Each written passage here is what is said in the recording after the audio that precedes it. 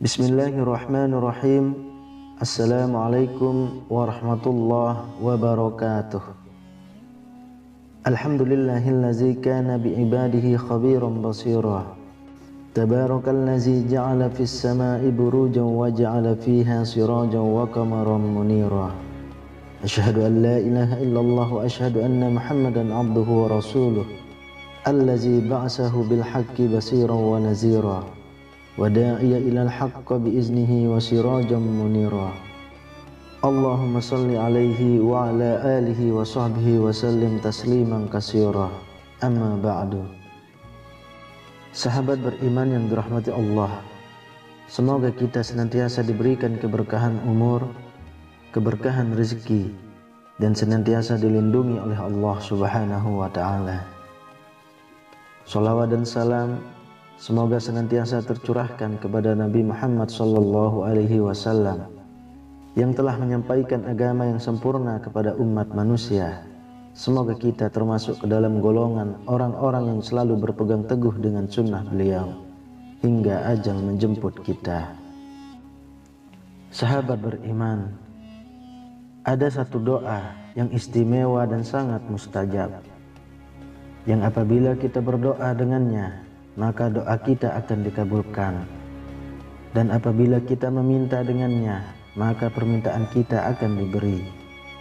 Terlebih lagi apabila kita membaca doa ini di akhir solat, yakni setelah tasyahud akhir sebelum salam, maka Allah akan mengabulkan doa kita sebagaimana yang dahulu pernah dijelaskan Rasulullah Shallallahu Alaihi Wasallam. Lalu apa dan bagaimana cara mengamalkan doa ini? Namun sebelum itu, saya mengajak kalian untuk bergabung di channel ini dengan cara menekan tombol subscribe dan menuliskan doa dan harapan kalian di kolom komentar, sehingga kita bisa amini bersama.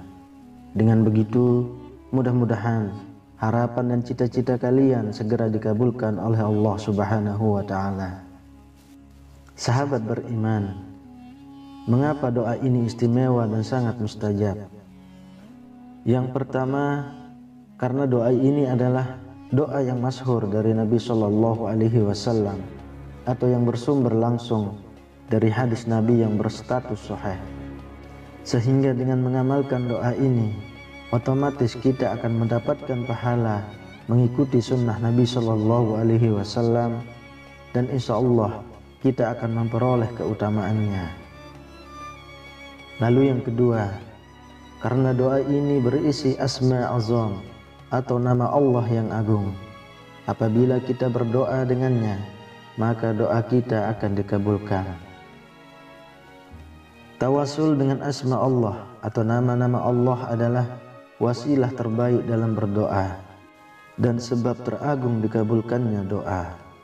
Sebagaimana Allah Subhanahu wa ta'ala telah memerintahkan dalam Al-Quran, walillahil asma'ul husna fada'uhu biha, dan kepunyaan Allah nama-nama yang baik, maka berdoalah kalian dengannya.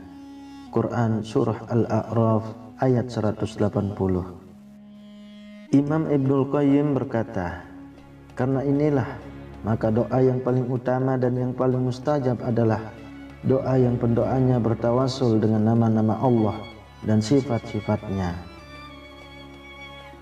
Kemudian yang ketiga, karena Rasulullah Shallallahu Alaihi Wasallam telah menjelaskan bahwa siapa yang berdoa dengan menggunakan asma azam, maka doanya akan dikabulkan, dan siapa yang meminta dengannya, maka permintaannya akan diberi.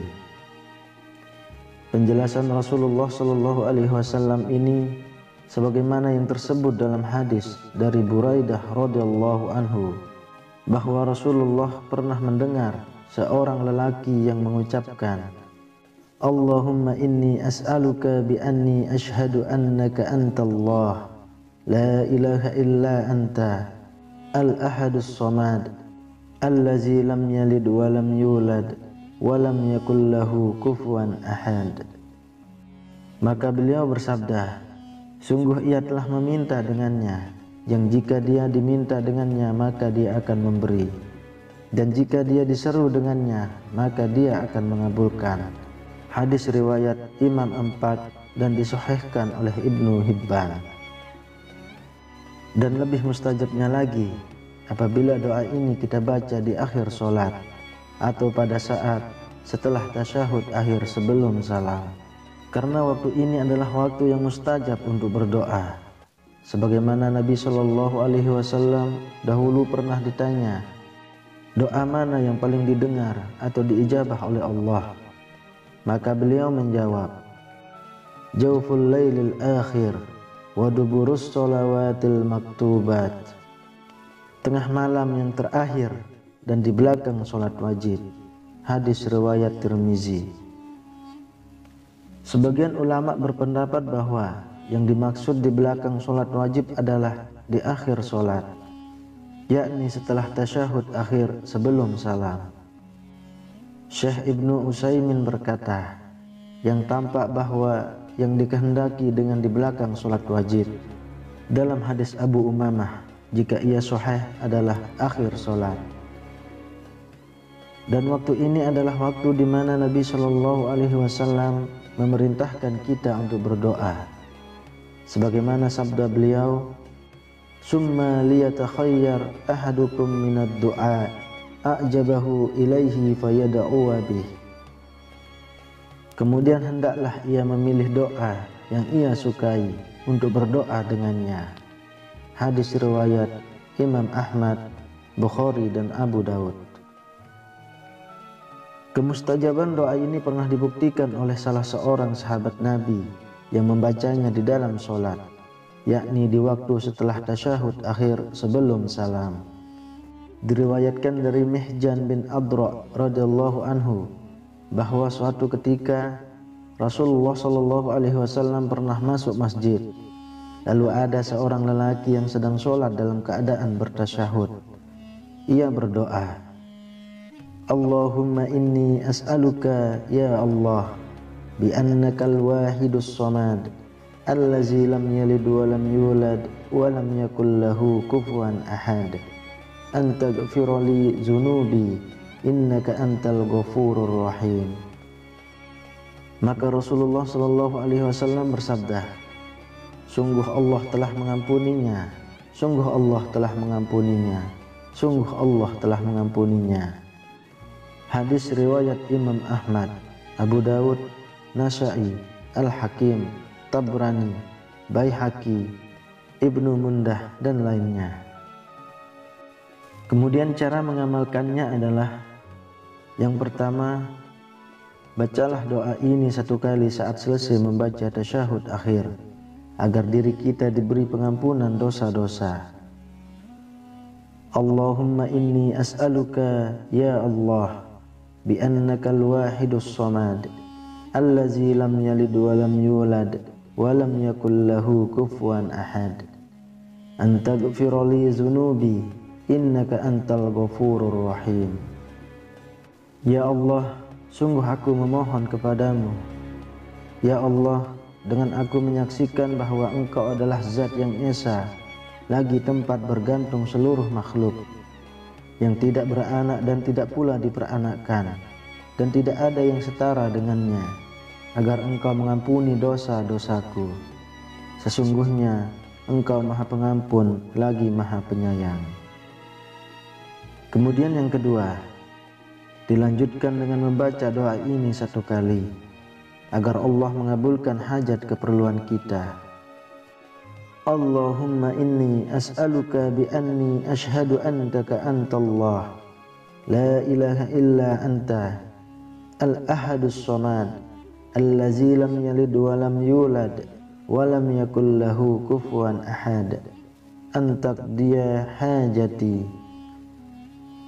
Ya Allah, sungguh aku memohon kepadamu dengan aku bersaksi bahwa Engkau adalah Allah yang tiada Tuhan selain Engkau, yang esa lagi tempat bergantung seluruh makhluk, yang tidak beranak dan tidak pula diperanakkan, dan tidak ada yang setara dengannya, agar Engkau mengabulkan hajatku.